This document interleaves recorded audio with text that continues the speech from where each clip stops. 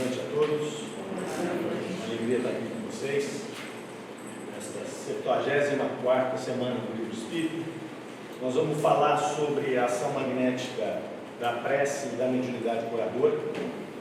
Sempre a gente tem um motivo, para poder eleger um tema que nós vamos comunicar aqui. E nosso motivo nasce no ano de 2019, quando eu e meu amigo Fernando Palermo ali estávamos vendo uma palestra do Jacomelo, lá no Judas Iscariotes.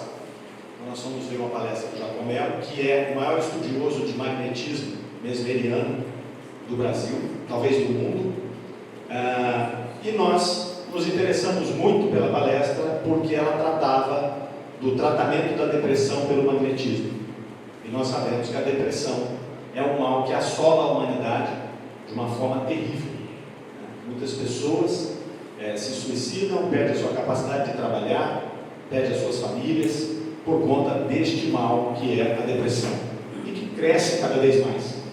Os nossos espíritos, com saudade de casa, acabam caindo nesses processos psicológicos e psiquiátricos, sobretudo nesses dias aí tão intensos que nós vivemos. Então, encantados com aquela palestra, nós resolvemos que tudo aquilo que ele estava falando do tratamento da depressão cabia para o nosso trabalho no Allan Kardec. Allan Kardec, 100 anos cuidando de saúde mental, depressão intimamente ligada à saúde mental. Então, rapidamente, nós olhamos um para o outro e falamos: não tem jeito, nós vamos ter que fazer esse trabalho na nossa casa. Pois bem, marcamos então um seminário com o Jacomelo, que ocorreria, se não me falha a memória, em abril, em abril de 2020, no Allan Kardec, onde nós iríamos fazer o seminário. Ele iria apresentar a técnica do magnetismo para a cura da depressão, e nós iríamos então implantar no Allan Kardec. Chega em março, estoura a pandemia, e aí o nosso projeto teve que ser adiado. Passa a pandemia, Jacó não viaja mais, Jacó já tem uma certa idade, resolveu não viajar mais, mas o nosso propósito estava aceso ali. Nós descobrimos uma casa em Bauru, o SEAC, que tem esse trabalho, tinha esse trabalho já há 12 anos. Hoje eles estão com quase 14 anos desse trabalho já. Nós então fizemos contato com a casa, fomos muito bem acolhidos por eles, fomos até lá, vimos o trabalho, eles vieram a Franca, fizeram um seminário onde eles puderam trazer a técnica do magnetismo para tratamento da depressão, e nós inauguramos no ano passado, em fevereiro, o nosso SOS Depressão no Allan Kardec, que funciona sempre às segundas-feiras e quartas-feiras, das 7 às 9 da noite. Então fica aqui também já um alerta para as pessoas ficarem com isso nas suas mentes, tendo a necessidade, algum amigo, alguém que tenha um processo de depressão, pânico ou ansiedade crônica e que queira fazer esse tratamento, que é um tratamento complementar, uma terapia integrativa complementar, pode simplesmente chegar lá na Allan Kardec às segundas ou quartas, das 7 às 9. Então, muito bem, mas do que se trata esse magnetismo? De onde ele vem? Trata-se de uma técnica trazida por Franz Anton Mesmer, um médico alemão que começou a praticar, começou a compreender, entender e executar a técnica do magnetismo humano em 1770. Então, 1770, Mesmer começa a desenvolver essa técnica, meio que intuitivamente no começo, e depois a coisa vai se alastrando e ganhando algum corpo teórico. Depois dele vieram outros sucessores, Barão do Porté, entre outros tantos, e nós chegamos aí a Kardec. Kardec foi um magnetizador durante 35 anos. Então, Kardec conhecia o mesmerismo, conhecia o magnetismo humano, praticava o magnetismo humano. Então, Kardec mesmo vai nos dizer que o magnetismo e o espiritismo são dois ramos da mesma ciência. Para vocês terem uma ideia, nós tivemos um cuidado na Fundação Espírita Allan Kardec de colocar o SOS Depressão fora da casa espírita. Ele faz parte, ele é um dos serviços da Fundação, mas ele não está acoplado à casa espírita. Porque teria algum problema doutrinário colocado na casa espírita? Não, não teria nenhum problema. Não se trata de uma prática antidoutrinária. Nós resolvemos fazê-lo por duas razões. A primeira delas é para que nós pudéssemos acolher pessoas de qualquer doutrina. Se nós colocássemos na casa espírita, nós poderíamos ter alguma resistência dos nossos irmãos católicos e, sobretudo, dos evangélicos.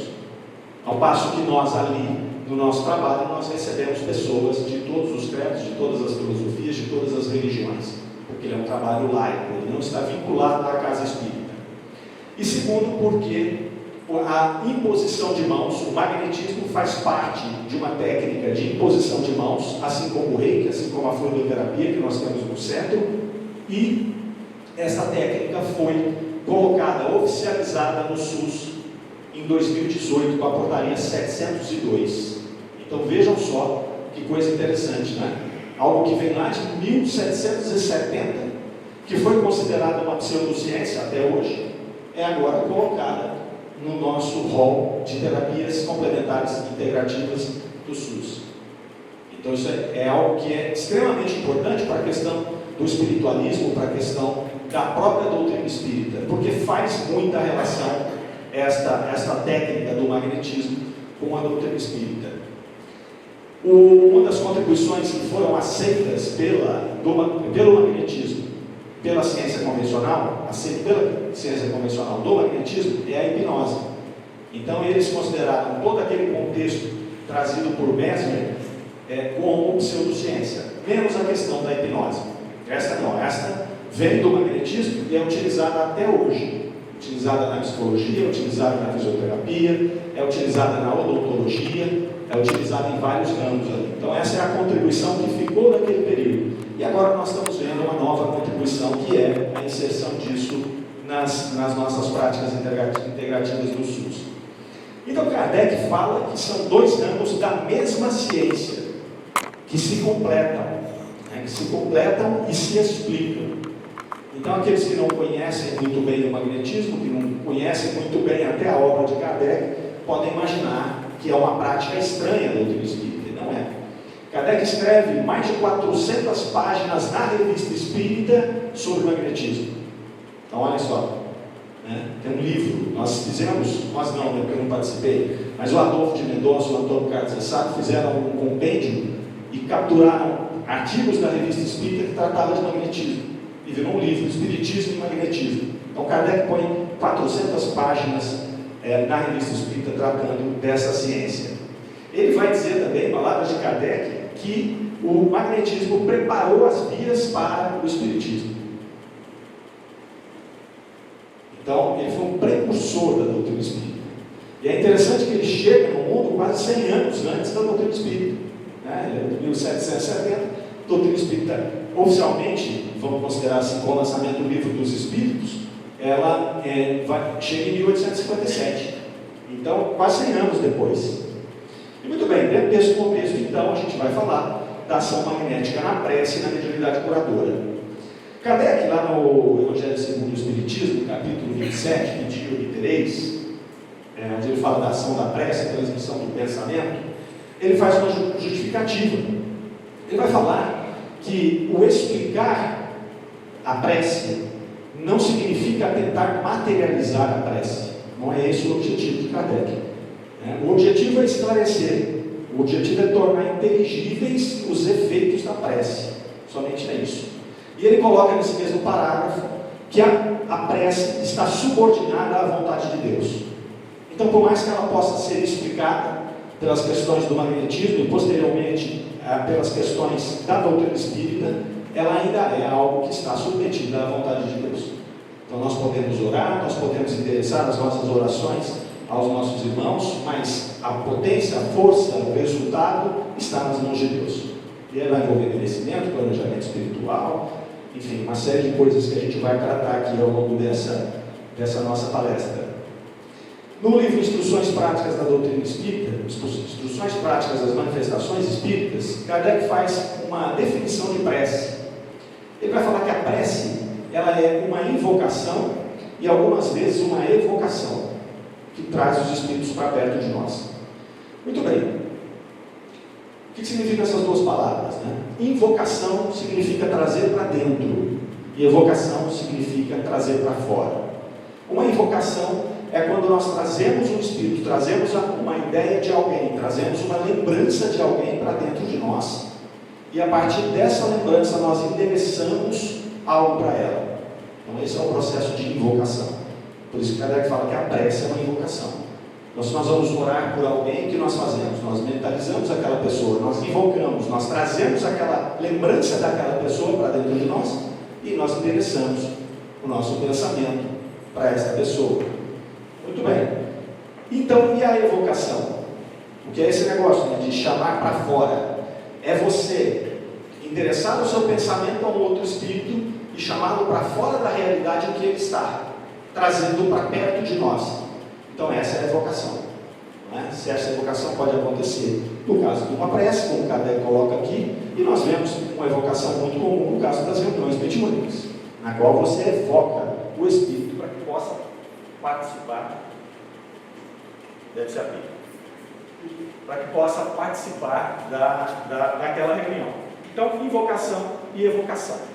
Kardec vai dizer que se a prece for dirigida a Deus, o que acontece é que Deus encaminha os seus bons espíritos que vão nos atender, se aproximar de nós, com dois objetivos principais, segundo Kardec: nos trazer a força moral ou nos sugerir pensamentos necessários para aquele momento que nós estivermos vivendo. Esse sugerir pensamentos é algo que a gente pode medir, que a gente pode observar. E a gente pode observar isso quando, por exemplo, nós oramos ao nosso espírito protetor, ao nosso anjo guardião, né? Confesso que eu não usava muito esse contato, mas tenho usado ultimamente. Então, frente a alguns problemas que eu considero mais graves na minha vida, eu faço a evocação do meu anjo guardião e eu peço a ele que me ajude a tomar a decisão. E por várias vezes, nesses últimos meses, eu tive a comprovação deste processo, desses espíritos se aproximarem da gente e sugerirem uma ideia necessária. E é interessante porque você deita pensando numa coisa, você pede aquilo para o seu anjo guardião, e em algum momento, no outro dia, por exemplo, você vai ouvir uma voz, você vai brotar um pensamento em você. Você não vai perceber que é uma voz de fora, mas brota um pensamento, e é um pensamento muito seguro, é um pensamento que traz para nós a segurança. É como se assim, isso não veio de mim. É diferente. Você consegue perceber que aquilo não veio. E como que eu sei que não veio de mim? Eu sei que não veio de mim porque eu não estava naquela linha de raciocínio. Percebe? Então não veio. Eu vou dar um exemplo prático para vocês.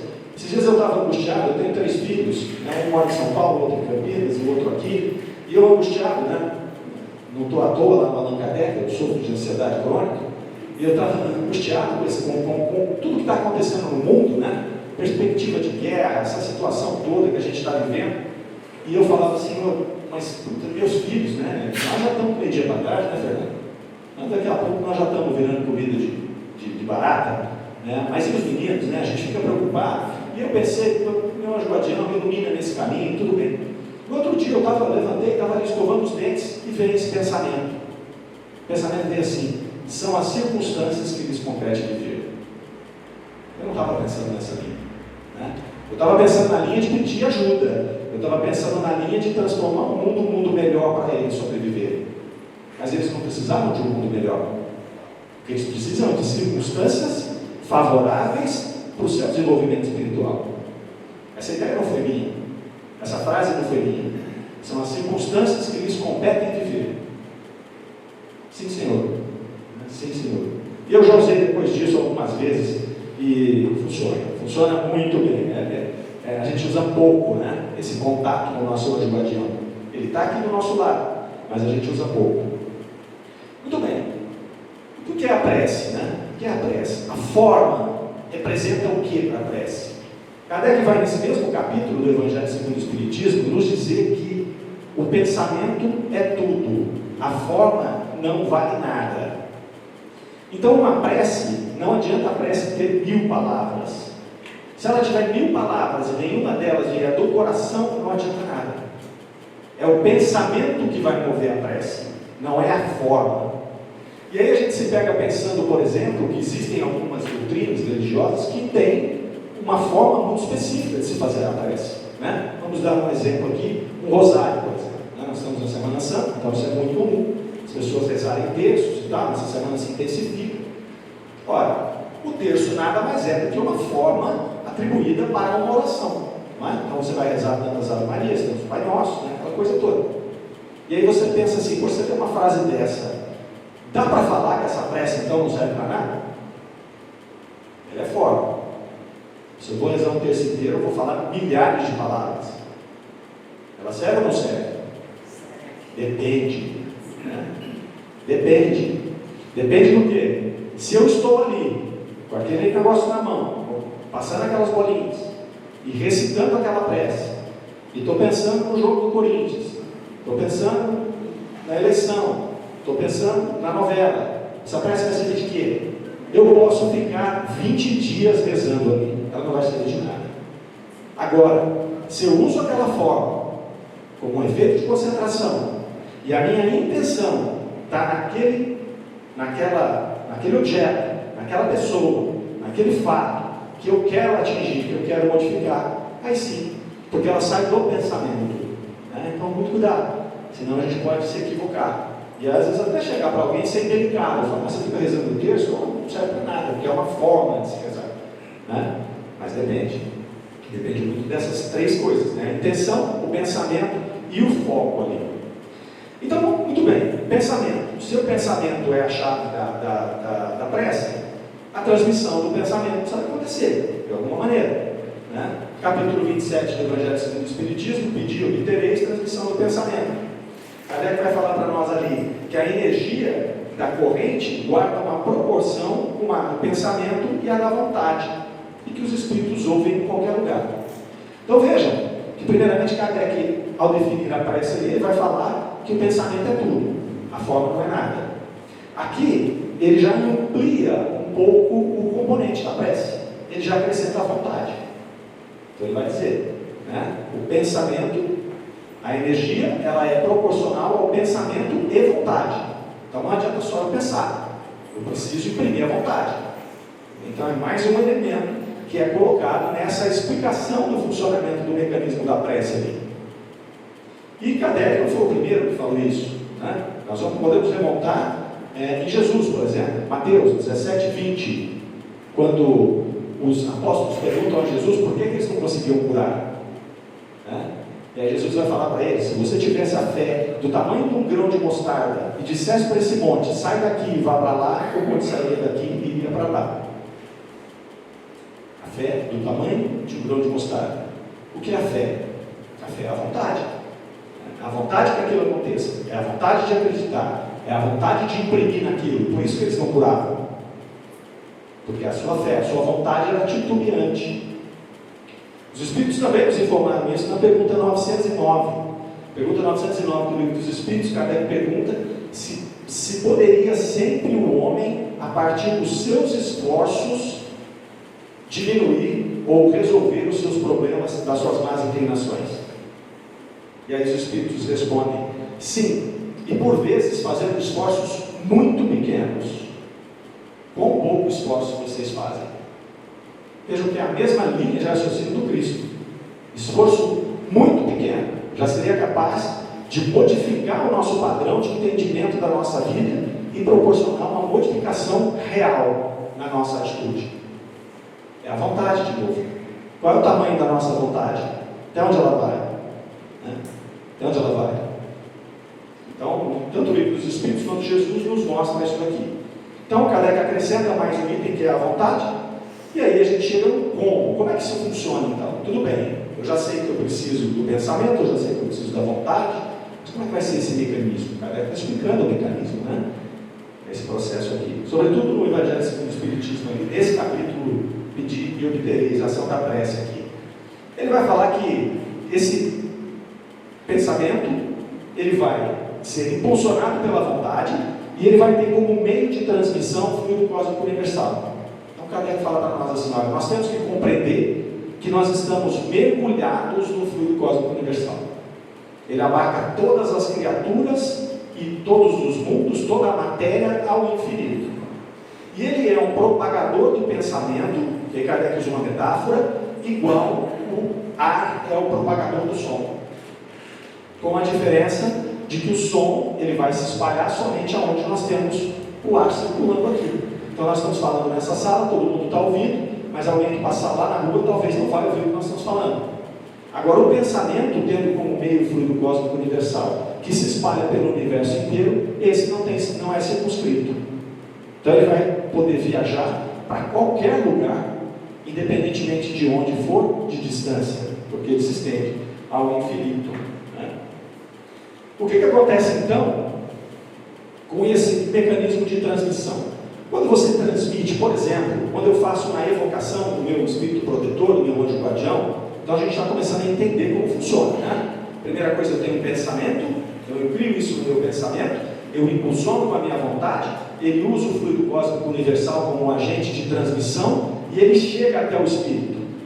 E ele chega até o espírito, Kardec vai colocar aqui também numa outra metáfora para que a gente possa compreender, essa corrente fluídica chega, se estabelece entre você, entre mim, no caso do meu espírito protetor, onde quer que ele esteja, e ele recebe como se fosse um impulso elétrico, como se fosse um choque elétrico, o choque do pensamento.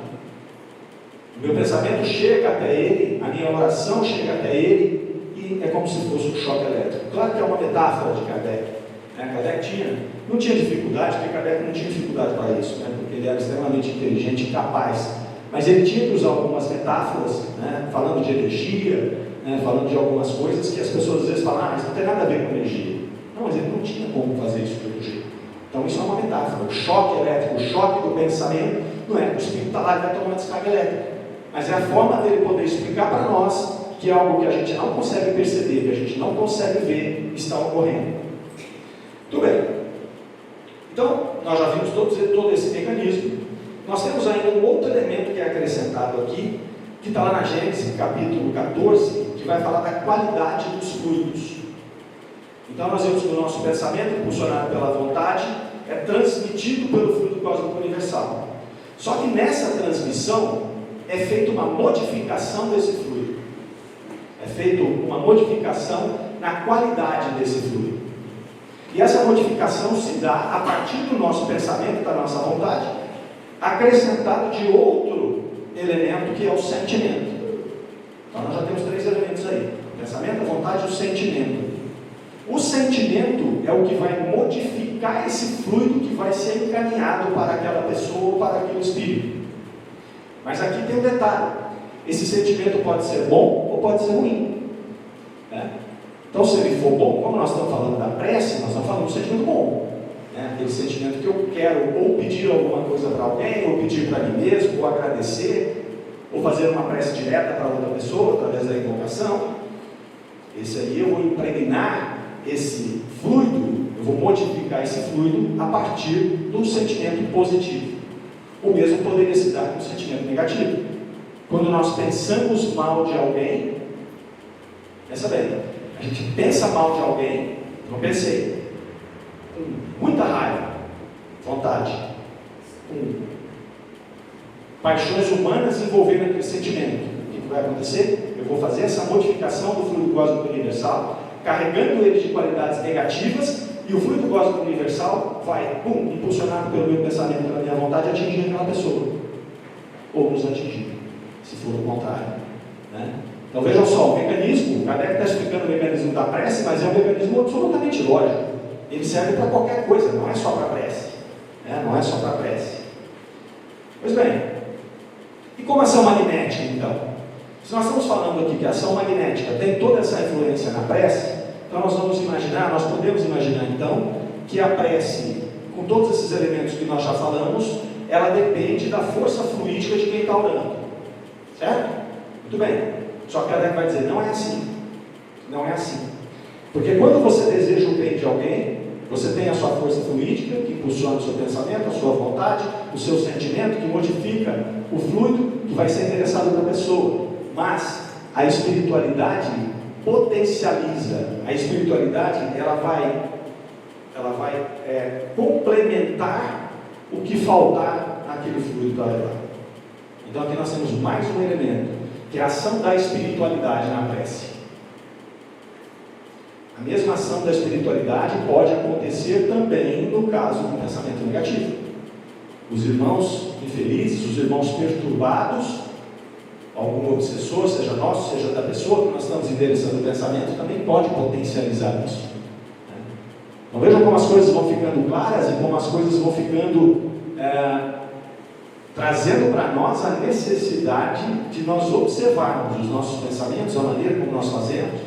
É para isso que veio a doutrina espírita, para trazer lógica, para levantar o véu.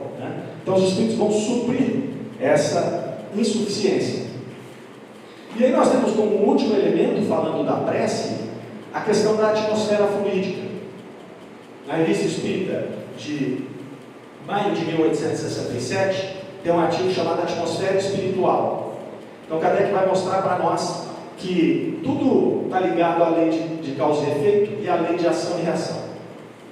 A lei de ação e reação tem dentro dela a lei de atração. Então nós temos pensamentos que atraem pensamentos no mesmo teor vibratório, que geram fluidos no mesmo teor vibratório. Se os nossos pensamentos são bons ou ruins, vai ser na mesma medida então que nós vamos atrair para perto de nós espíritos bons ou ruins. Não é isso? Pois bem, esses espíritos que vão estar aqui do nosso lado, atraídos por nós mesmos, pelo nosso padrão vibratório, pelo nosso pensamento, vão emitir fluidos, assim como nós. Vão transformar os fluidos que estão à sua volta. E isso vai formar uma atmosfera espiritual, uma atmosfera fluídica, que pode ser boa, se eu trago bons pensamentos, se a minha intenção é boa, e pode ser péssima, se eu estou num lugar vicioso, se eu tenho pensamentos viciosos, desequilibrados. Então Kardec acrescenta isso nesta explicação, para nos mostrar que essa atmosfera fluídica ela é capaz de interferir no processo, seja no processo de orar, seja no processo de receber a oração. Porque se você tem bons pensamentos aqui, você então vai ter espíritos bons do seu lado, que estão vibrando, que estão constituindo uma atmosfera fluídica positiva. Você imprime o pensamento, a vontade, o sentimento, a sua prece vai ser carregada por esses espíritos e vai ser endereçada com força, com potência. Se é o contrário, você muitas vezes não vai conseguir o seu intento de ajudar.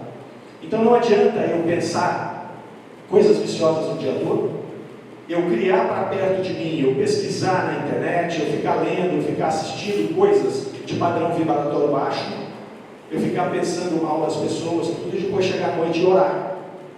A minha oração vai ser muito frágil. Ah, porque Deus castiga, porque Deus não gosta? Não, meu amigo, é simplesmente lei natural, está aqui. Você criou uma atmosfera fluídica que não proporciona que você tenha bons fluidos para poder modificar aquele fluido cósmico universal e endereçar para onde você quer. Então não adianta o senhor dormir durante o dia e rezar à noite. Não vai ser efetivo. Não vai ser efetivo. Então, e essa atmosfera fluídica, ela tem a outra ponta. A ponta de quem vai receber. Porque às vezes quem está fazendo, ou até um grupo que está fazendo a oração, ele tem todo o aparato fluídico para ser uma coisa potente, para ser acrescentado pelos espíritos do que falta. Mas se ele chega no seu destino, e o seu destino é enuviado por espíritos que fazem um ambiente fluídico negativo, Kardec nos ensina que esses fluidos não penetram naquele indivíduo. Então daí, mais uma coisa para a gente refletir racionalmente sobre esse processo e compreender a importância de nós trazermos as pessoas necessitadas para um pensamento melhor. Não é à toa que a gente sempre tem, muitas vezes até sem saber desse mecanismo todo, aquela prática comum de uma pessoa vem pedir auxílio numa casa espírita e você fala, não, você vem na reunião pública, senta aqui, né? Faça a sua prece, mude o seu pensamento, porque senão você vai continuar no estado de perturbação que ela está, você não vai ter efetividade. Não vai ter efetividade, porque é uma coisa absolutamente lógica. Muito bem. Nós temos um exemplo, Kardec forra de exemplos, sobretudo na Revista Espírita, a respeito de ação da prece. Né? Nós temos um que a gente gosta bastante, que é do ano de 66, de novembro, que Kardec conta que eles receberam da Sociedade Espírita de Paris uma moça com um quadro de obsessão gravíssimo. E ela, com esse quadro de obsessão, ela tinha problemas físicos e problemas psicológicos, problemas mentais. A família já tinha tentado tudo, a família já tinha buscado auxílio médico e nada resolvia aquilo. Então eles resolveram fazer uma sessão coletiva de prece. Reuniram todas as pessoas ali, né, o que nós hoje fazemos muito na Casa Espírita. Reuniram as pessoas ali, 20 pessoas, eles eram 20 pessoas, e foram orar por aquela menina que estava com esse problema. Convidaram-na para participar da reunião, e eles resolveram fazer a oração não só por ela, mas pelo espírito obsessor que a acompanhava. Começam então a fazer a oração, e aí eles vão dizer uma coisa bacana aqui, né? Kardec destaca lá no outro item e fala assim: o fenômeno da corrente fluídica. Aí ele vai contar que durante a prece notou-se uma sensação palpável de elevação espiritual. Palpável, legal, né? Ele está falando de corrente fluídica, como que ela pode ser palpável? Mas a gente sente, né? Você sente quando você chega num lugar que a atmosfera fluídica está superior ou está inferior. Por isso que ele usa a palavra palpável, né? E aí ele vai falar que os mais sensíveis ali sentiam uma corrente de energia que transitava por ali.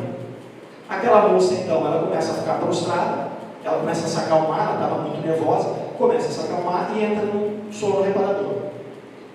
Desperta ali depois da reunião, ela vai embora para casa e no outro dia ela levanta, melhor, lúcida já, porque ela estava muito perturbada anteriormente, e ela vai dizer assim: olha, eu sonhei com um espírito, o espírito estava sereno, e ele disse para mim: agora eu encontrei a minha paz, agora eu vou embora e vou te deixar. E depois eles acompanharam essa moça por vários meses, ela não teve nenhuma recaída. Então Kardec demonstra esses vários casos aí na Revista Espírita, esse é apenas um deles. Chegamos então na mediunidade curadora, né? Kardec vai fazer a mesma coisa que fez quando ele disse lá que não queria materializar a prece. Ele vai dizer o seguinte: não foi a doutrina espírita que inventou a mediunidade curadora. Tampouco foi a doutrina espírita que descobriu ou inventou os fenômenos espíritas. Eles acontecem desde sempre. O que a doutrina espírita fez foi esclarecer os seus mecanismos. Foi apenas isso. Esclarecer os seus mecanismos. Tirar a fé do domínio do maravilhoso. E aí começa então tratando da mediunidade curadora, né, fazendo a sua definição, né, que consiste no dom que algumas pessoas têm de curar através do toque, através do olhar, através do sopro. Essa é a mediunidade curadora. Kardec vai dizer que isso depende do fluido que aquela pessoa emana, né, mas que é um dom natural. A pessoa, muitas vezes, nós estamos tratando de magnetismo, Kardec também estava, mas a pessoa nem sabe o que é magnetismo. A pessoa nunca ouviu falar dessa técnica, nem sabe o que é isso. Mas ela não precisa saber, porque é um dom natural. Então ela só emite. O maior magnetizador que nós tivemos na Terra foi Jesus, que curava as pessoas com um olhar, com um toque, com qualquer coisa. Ele era um magnetizador tão potente que a mulher encosta nele e se cura de uma hemorragia. Sem ele saber, ele fala: eu senti uma virtude sair de mim. É o magnetismo. Ele sentiu que o magnetismo dele tinha afetado alguém. Ele disse para ela: sua fé te salvou. Lembra da vontade? A nossa pequena vontade? Ela tinha uma vontade grande. Por isso que ela conseguiu receber. O magnetismo está aí. As atmosferas fluídicas positivas estão aí. O nosso espírito protetor está aqui do nosso lado. Que acesso que nós fazemos ali? Né? Nós fazemos muito pouco. Eu disse para vocês, eu usava muito pouco, estou usando bastante agora. Já fui muito beneficiado. Então vai se perguntar ali: quer dizer então que a mediunidade curadora, Kardec vai dizer, ela então é um magnetismo? Ela nada mais é do que o magnetismo? Aí Kardec fala assim: um olhar atento mostra que não. Um olhar atento mostra que existe uma força oculta por trás do processo de mediunidade curadora. Não que o processo não possa ocorrer por puro e simples magnetismo. Mas o que Kardec vai dizer aqui? Quando você está tratando de magnetismo, como nós fazemos no Allan Kardec, ele é um tratamento metódico, regular e demorado. Né, magnetizadores? Temos dois aqui. Nós estamos há um ano fazendo, nós demos as primeiras 9 altas há 2 semanas. Pessoas que entravam num quadro bastante crítico de depressão, de ansiedade, que saíram de lá saltitantes, muito melhorados. Né? Trata-se de um tratamento complementar, integrativo. Né? Complementar. Nenhuma dessas pessoas parou de visitar o psiquiatra, parou de visitar o psicólogo, parou de tomar remédio. Muito pelo contrário. A gente incentiva esse processo. Se você não está fazendo um tratamento, vá fazer, mas não deixe de vir aqui. E lá elas recebem o acolhimento, ouvem uma palestra motivacional, uma palestra que leva a pessoa a ter bons pensamentos, portanto começar a modificar a atmosfera fluídica. Faz uma entrevista toda semana, onde ela pode expressar o que ela está sentindo, ela pode conversar com alguém, se sentir acolhida, já recebe o magnetismo daquela pessoa que está acolhendo, já tinha recebido o da pessoa que fez a palestra. E depois ela vai para as câmaras de magnetização, onde ela recebe o tratamento em si. Então Kardec separa essas duas coisas. Ela vai falar o processo magnético, sim, promove a cura, mas ele depende dessas coisas todas. E sobretudo ele depende de ser metódico e depende de um tempo. Leva um tempo. No caso da depressão, nós estamos falando de um ano. O que bate na nossa experiência aqui curta, bate muito com o que nós vimos em Bauru, quando nós perguntamos, né, qual é o tempo de duração do tratamento. É mais ou menos um ano. É mais ou menos um ano. Então é um processo lento. E aí Kardec vai falar o seguinte: os médiuns curadores, eles fazem isso primeiro de forma espontânea e muitas vezes de forma imediata. Você não vê pessoas que vão nos médiuns curadores e o cara fala, vem aqui toda semana durante um ano. Alguém já viu isso? Médium curador, o sujeito vai lá e simplesmente sai de lá curado muitas vezes. Então, aí Kardec observando, como um bom observador que era, ele vai dizer, existe alguma coisa aí. Existe alguma manifestação externa, né? Essa ação magnética do indivíduo ali, propriamente dito, esse fluido pessoal que é transmitido, não é capaz de promover essa cura, a não ser que seja Jesus. Aí é diferente, né? Jesus podia tudo. E aí Kardec aponta três processos, né, três maneiras de que pode se reproduzir o magnetismo. O primeiro é o magnetismo humano, esse que ele diz que tem que ser metódico, tem que ser temporário, que leva ao seu tempo para poder acontecer. É o magnetismo humano, que depende do fluido de cada magnetizador. Esse é o primeiro. Depois nós temos a magnetização espiritual, que é aquela que o próprio espírito faz o processo de cura. E Kardec usa mesmo essa expressão, magnetismo espiritual. Porque a gente pode imaginar erroneamente que o magnetismo só se dá por conta do corpo humano. Não. O magnetismo é um processo que ele vai surgir do perispírito. E o espírito, obviamente, tem o seu perispírito. Então ele vai promover o magnetismo, que é o magnetismo espiritual. O magnetismo espiritual. Depois nós temos o terceiro, que é o magnetismo misto, que é quando nós emitimos o nosso magnetismo humano e ele é somado pelo magnetismo oriundo do perispírito, do espírito que está nos ajudando. Nós estamos lá no Allan Kardec fazendo as nossas magnetizações, mas como nós temos o privilégio de estar numa casa espírita e numa fundação espírita, nós contamos e pedimos a ajuda espiritual. Então, muito provavelmente, o que nós estamos fazendo ali, apesar de estar usando uma técnica que, em princípio, ela usa somente o magnetismo humano, nós estamos recebendo o magnetismo espiritual. Eu ouso dizer que, na maioria das vezes, são eles que mais trabalham. Porque a gente se pega, às vezes, pensando em outra coisa, né? A gente se pega ali montando os movimentos, mas a espiritualidade está trabalhando. A espiritualidade está ali fazendo esse magnetismo misto para poder auxiliar aquele indivíduo ali. Então, Kardec vai dizer que ele tem duas fontes distintas. Uma são os espíritos encarnados e a outra são os espíritos desencarnados. A dos espíritos encarnados, ela está muito sujeita a alterações. Porque ela está sujeita aos nossos humores, à nossa psicosfera fluídica, que pode estar bem hoje, mas amanhã eu posso ter tido um problema no trabalho, posso ter tido um problema em casa, então eu já chego ali com uma deficiência para poder fazer aquilo. Então essa é mais volátil, enquanto que o magnetismo espiritual, esse é mais puro e menos volátil. Então o Kardec vai nos mostrar isso daqui. E também a Revista Espírita traz vários casos de magnetismo de cura. Um muito interessante, Kardec faz 4 artigos, ele começa em 66, vai até 68, ele vai tratar do Zuavo Jacó. Não sei se vocês já ouviram falar, né? Vocês já viram esses artigos na Revista Espírita. Zuavo Jacó. Zuavo era um soldado argelino, que trabalhava para o Império Francês, né? Então a Argélia era dominada pelo Império Francês, então quando tinha alguma treta, alguma guerra, eles mandavam os argelinos vir para lutar a favor da França. Então eles eram chamados Zuavo. E aí esse zoado Jacó, ele começa ali a desenvolver o processo de mediunidade de cura. E ele tocou o terror lá no meio dos acampamentos, porque pessoas vinham aos milhares para se consultar com ele. E aí as pessoas que o visitavam falavam assim, é impossível, porque ele é uma pessoa simples, sem cultura nenhuma, ele é um músico. Como é que ele teria essa capacidade?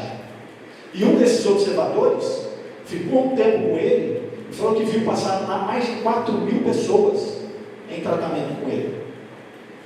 E dessas 4.000 pessoas, ele que acompanhou isso e acompanhou o que pôde depois, ele estima que 1/4 dessas pessoas foram curadas. A maioria delas instantaneamente, muitas delas de doenças incuráveis. E ele fala que 2/3 das outras que não foram curadas foram aliviadas. E tiveram outras que não receberam o benefício, como naturalmente. Né? Por todo esse mecanismo que a gente coloca aqui. E sobretudo pela vontade de Deus. Não era da vontade de Deus, não era da vontade do planejamento reencarnatório daquela pessoa receber a cura. E por quê? Porque a doença era a cura, no caso delas. Muitas vezes a gente almeja a cura, mas às vezes a doença é a cura. E aí, Kardec vai dizer que de todo esse estudo que foi feito com o usuário Jacó, tem uma coisa interessante, porque as pessoas falam, isso aí pode ser fruto de uma indução, pode ser algum problema que vai ser fácil, vai se curar de todo jeito. E aí Kardec aponta vários casos de pessoas que tinham o mesmo problema e que algumas sararam e outras não. Então não eram doenças que iriam sarar de qualquer jeito, mas isso vai em conformidade com aquilo que nós comentamos aqui do planejamento reencarnatório, da vontade de Deus na última linha, da doença ser a própria cura. Depois, em setembro de 65, tem um outro artigo chamado A Cura de uma Fratura pelo Dr. Demer. O que acontece? Em agosto de 65, morreu o Dr. Demer, que era um espírita, ele participava da Sociedade Espírita de Paris, era um médico, muito querido por todos, e Kardec então vai na revista Espírita e coloca a nota de morte dele, necrômancy, tem um nome, né? Não sei se é isso necrômancy, tem um nome, mas ele coloca lá a notinha, né? Fúnebre do Dr. Demer, falando que o Dr. Demer tinha desencarnado e tal. Pois bem, uma outra cidade, que se não me falha a memória, era Nice, tinha uma médium chamada Senhora G, a médium vidente. E essa médium teve um entorse de joelho, muito grave, e estava sofrendo horrores ali. E aí, numa das reuniões deles, ela com esse problema grave, já fazia uns dias, a espiritualidade se aproxima de um dos médicos e fala, nós vamos cuidar dela hoje. Eles então levaram ela para uma câmara, que seria como se fosse uma câmara de paz, sentaram ela numa maca, e aí ela sentiu se aproximar um espírito. Ela era médium vidente, só que o espírito vinha com a cabeça baixa, não se identificou. Esse espírito começa então a mexer na perna dela, começa a fazer massagem, começa para lá, para cá, como se fosse uma sessão de fisioterapia, começa a mexer, joga para lá, joga para cá, e ela gritando de dor, gritando. Em 10 minutos, a dor começou a arrefecer, e ela não tinha mais nada, não tinha mais absolutamente nada. Aí abre-se uma parte no artigo para dizer o seguinte, que se fosse para curar com magnetismo um trabalho daquele, levaria em torno de 35 ou 40 dias, se ela fizesse todo dia as sessões de magnetismo. Pela ciência convencional, levaria meses para curar uma lesão daquele porte. Ela foi curada em 10 minutos. E aí, ela continua não vendo o espírito, e ela pede. Ela fala, mas quem é você? E a hora que ele se levanta, era o Dr. Demer. A senhora G, então, grita e desmaia, porque ela não sabia que ele tinha morrido. Por conta do processo dela de torção, e ela estava também com um filho doente, um filho com uma infecção, eles resolveram poupá-la, não contaram para ela. Então ela vê o doutor, né? E desmaia. Quando ela recobra a consciência, ela conversa com ele, né? E ele vai dizer que ele estava fazendo um experimento, que foi dado a ele a oportunidade de fazer um experimento, e que ele iria trabalhar com esse tipo de processo, ou seja, a mediunidade de cura, para frente. Agora, uma coisa que chama muita atenção, apesar da belíssima história, nós temos um ponto de atenção aí. Nós sabemos que o espírito, quando desencarna, passa por um processo de perturbação, não é? Que é mais ou menos longo, que pode durar segundos ou séculos. Normalmente, para nós aqui, da terceirona, demora uns dias. Né? Vou dizer século, porque, está na casa espírita, segunda-feira, não, Daniel, tem que valer, né? Mas nós vamos ficar alguns meses, ou sei lá, anos, em processo de perturbação. O doutor Dené morre num mês, e 3 semanas depois ele está trabalhando. Então chama a atenção, né? Chama a atenção você encontrar esse espírito não só lúcido, porque Kardec conversou com vários espíritos lúcidos depois da morte. Tem vários que ele conversa ali, estavam no estado mais ou menos de perturbação. O doutor Dené estava trabalhando na condição de fazer uma cura a partir do magnetismo espiritual. Então imagine só, né, o que era esse espírito. Imagine o grau de elevação dele. Já estava mais adiantado que os demais, né? Então essa história é muito bonita. E aí nós chegamos no momento, né, 2025, que nós estamos há 255 anos de quando o Mesmer começou os seus trabalhos com o magnetismo. E a gente está chegando num momento muito feliz, no momento em que nós vemos o Brasil, o país mais espírita do mundo, né? Não é o mais espiritualizado, mas é o mais espírita do mundo, e nós temos a prática de imposição de mãos, na qual entra o magnetismo mesmeriano numa lei. Se você pegar lá a portaria 702 de 2018, você vai encontrar isso como uma prática integrativa colocada em lei. Então isso é algo que a gente tem que comemorar e agradecer a Allan Kardec por ter trazido todo esse material para nós, a fim de que nós pudéssemos compreender esses mecanismos e, a partir da compreensão, agir para poder potencializar essa grande força que é a mediunidade curadora e a prece. Muito obrigado.